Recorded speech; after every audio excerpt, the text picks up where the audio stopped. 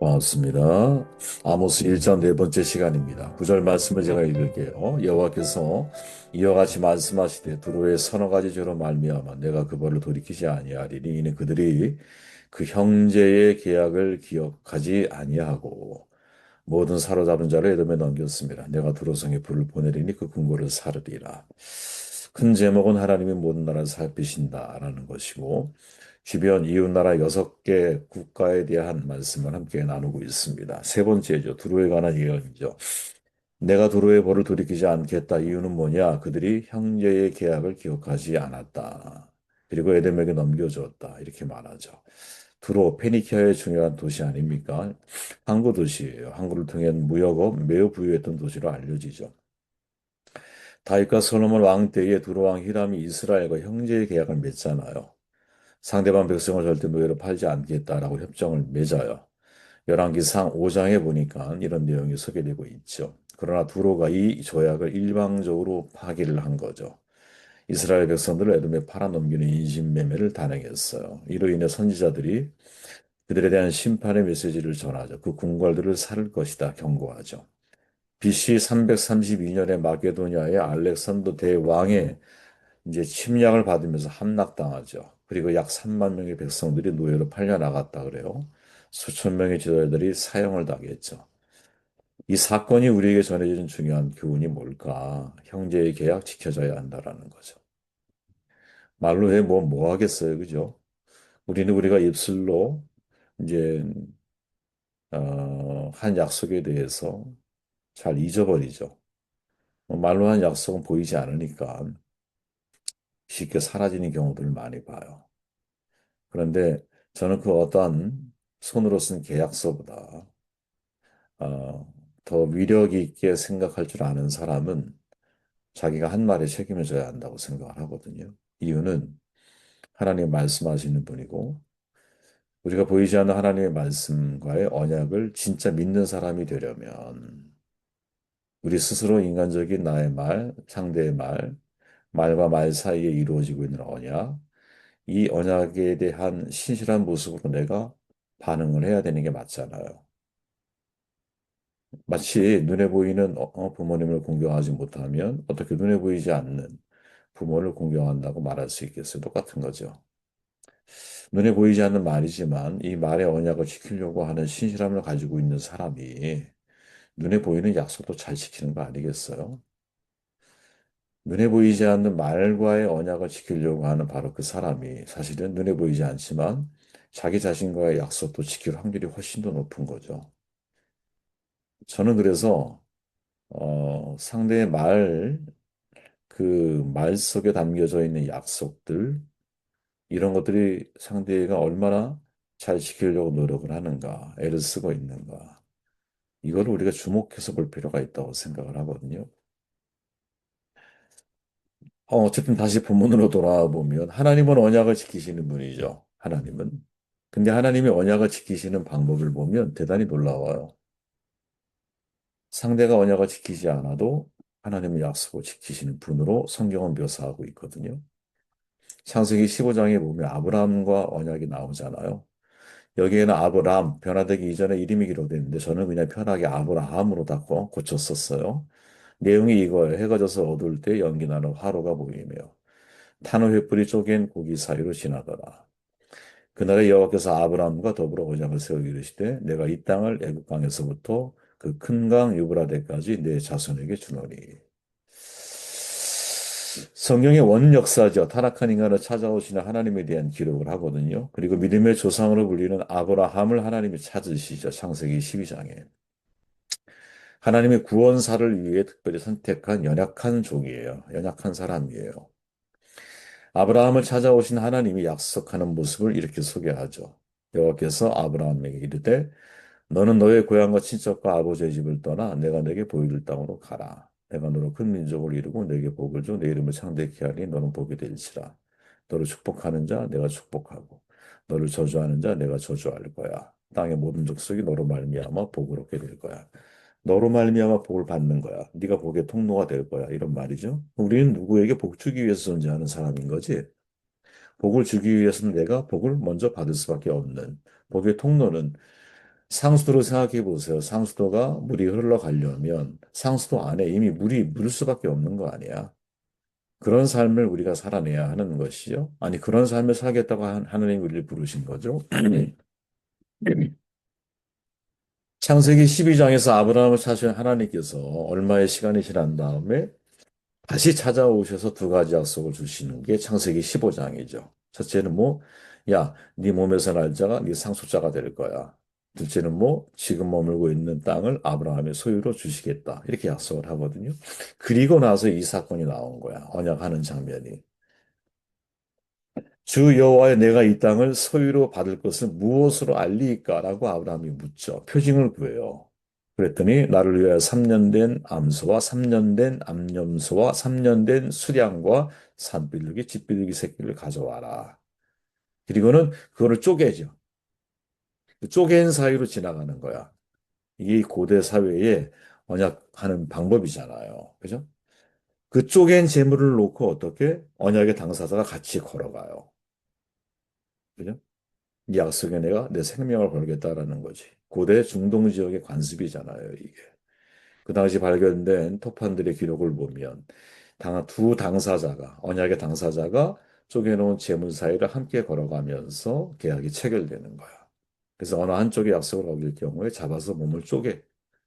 너도 이 재물과 죽임을 당하게 될 거야. 아주 엄중한 경고가 그 예식 속에 담겨져 있는 거죠. 그 재밌는 건 뭐냐?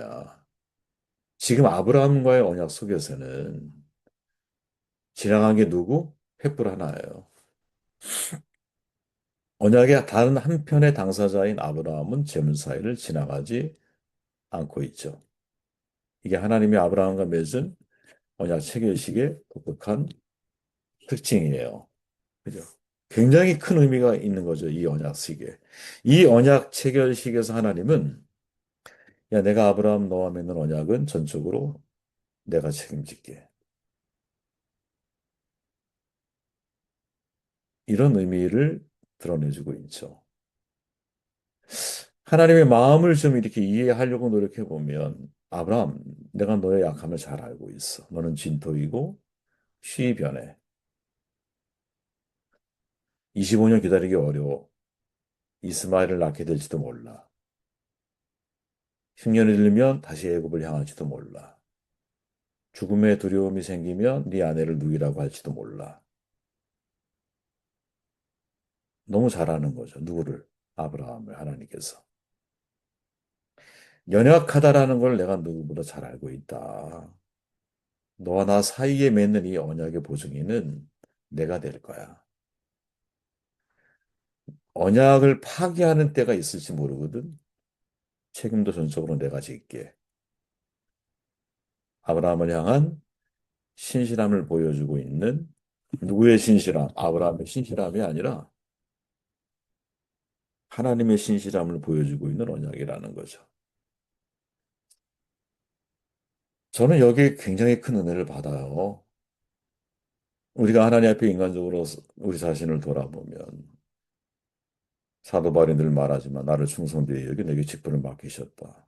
뭐가 충성된 것일까? 바울이 말하고 있는 그 고백의 핵심은 나는 정말 죄인 중에 괴수 같은 존재인데 이런 나를 하나님이 은혜의 눈으로 바라보셔서 나에게 직분을 맡기셨다라는 의미죠. 죄인 중에 괴수인 나 같은 존재를 하나님이 불쌍히 여기셔서 목사로 만드신 거죠.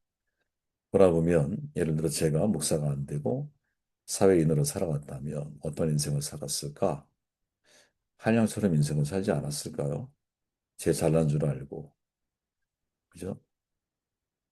하고 싶은 거, 소유하고 싶은 거, 누리고 싶은 거 다 누리며 인생 살아가지 않았을까요? 그나마 목사가 됐으니까 조금 사람다운 삶을 살아가고 있는 거지.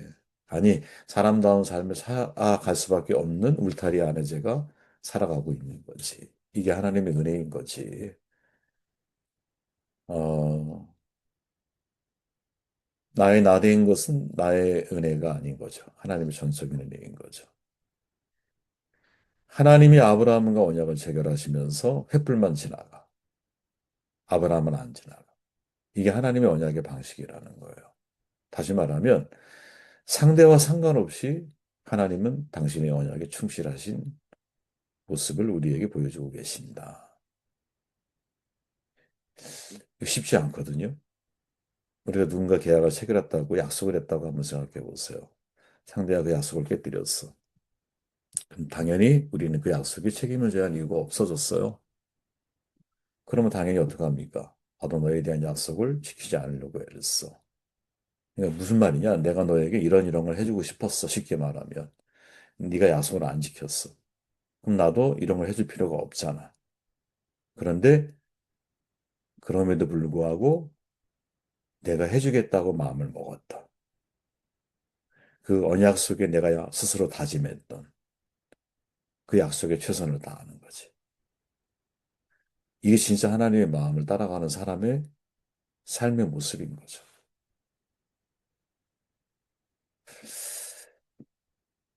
저는 제 주변에 이런 삶을 살아가는 분이 계세요.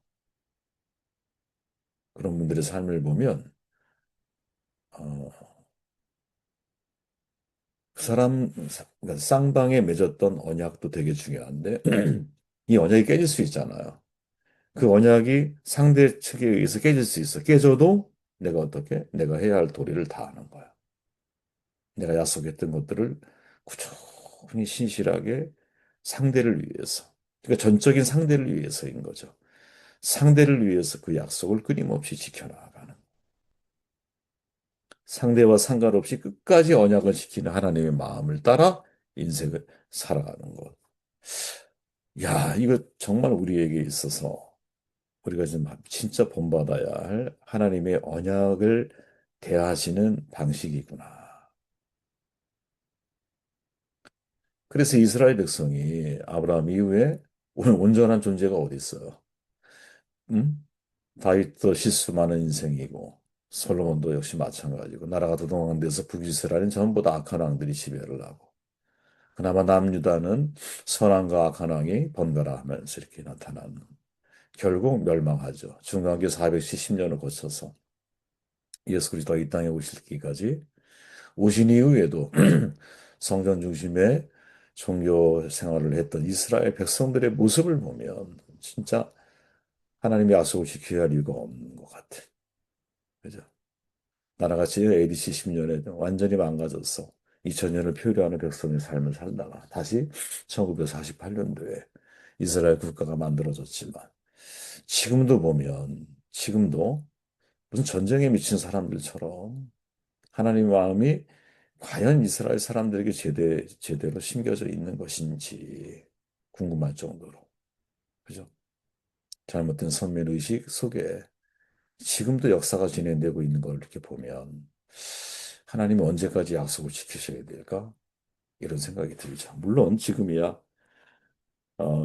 우리 모든 아브라함의 후손을 모든 믿음의 자녀가 다 아브라함의 후손이라는 믿음을 가지고 우리가 성경을 이해하고 있으니까 그들조차도 불쌍하게 여겨야 되죠. 거꾸로 우리가. 그죠? 거꾸로 우리가. 아무튼 이 언약에 대해서 가볍게 여기고 있는 두로와 다윗 시대나 이런 시대를 보면 투로가 얼마나 관계가 좋았어요. 그러니까 형제의 계약까지 체결하는 거 아니야. 고대 중동에서 근동 그 지역에서 형제의 계약이라고 하는 것은 굉장한 깊은 우리로 얘기하면 진짜 동맹 관계거든요. 예. 어? 상대가 전투가 벌어서 우리 전투에 뛰어들어야 돼. 그런 관계거든요. 근데 그 약속을 깨뜨려. 어떻게 보면 하나님께서 가장 이렇게 강조하셨던 언약의 하나님이 사람을 대하시는 방식.